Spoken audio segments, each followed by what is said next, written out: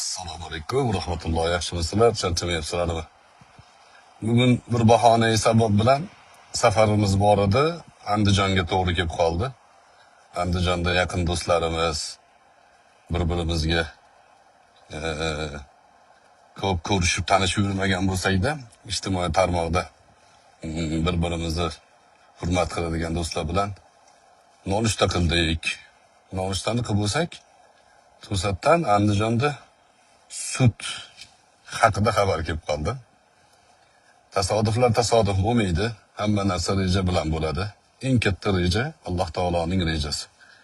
Biz uni oldida ya'ni doim bo'ynimizni egamiz. Alloh taoloning adolatiga qoyil.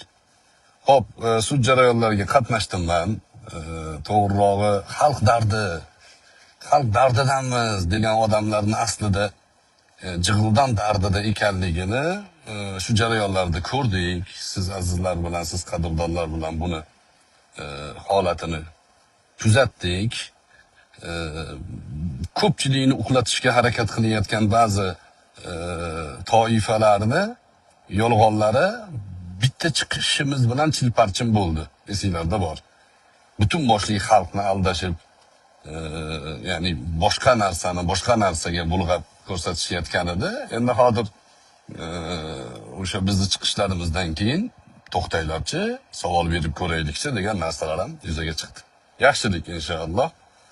Sud jarayonlarida guvoh bo'lgan narsam o'ta ajoyib shaklda ketyapti. Sudyalar saviyasi baland, ancha intellektual va malakaga ega 3 ta sud kassatsiyani olib boryapti. Advokatlar ham o'ziga yarasha, jabrlanuvchining ham advokati o'ziga yarasha, prokuror qatnashyapti. Kuzatamiz, endi albatta qonun ustuvor bo'lishligi tarafdorimiz. Ya'ni ijtimoiy bosim o'tkazib, axboriy bosim o'tkazib 8 million prosmotr bo'libdi mana shu videolarni o'zi. 36 taga yaqin video ishlangan ekan. Sud u yoqda ketavergan, tashqarida 36 ta video qilishgan. Videolarni bir ayolni gapirtirib, muzika qo'yib, orqasidan xo'rlayvermang, mening ham o'g'lim bor deb ashulalarni qo'yishgan. Hali sud tugamadi, hali xorlanganmi yo'qmi u, bilmaymiz uni. Lekin mana shunaqangi bosimlar bo'lgan. Endi hozir menimcha xolis ketyapti. Qatnashishimiz sababi shu vaziyatlarni, shu holatlarni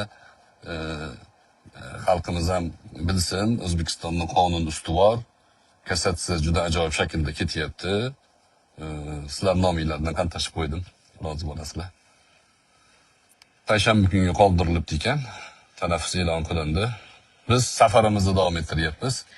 Sizlardan duo umididamiz. Yaxshilik bo'lsin, adolat qaror topsin. Qaysi jamiyat kuchli jamiyat?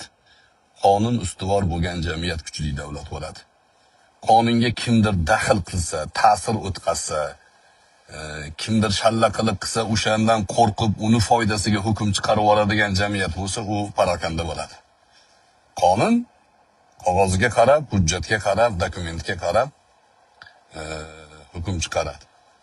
Umid qilamiz yaxshilik bo'ladi. Barchalarga tashakkur. Alloh taolo adolatiga iymonimiz komil. İnsanlarning adolatsizligini jazosi ham muqarrar. Buni ham tajribada ko'rib kelyapmiz.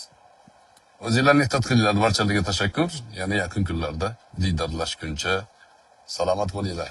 Assalomu alaykum va rahmatullohi va barakatuh. Facebook'dan qildim, chunki Facebook ko'proq bunaqa bahsli mavzular uchun yaxshi makon, manzil. Buni endi olishib YouTube'ga, boshqa joylarga tarqatish rejamiz bor. Salomat bo'linglar. Kuzatishda davom etamiz.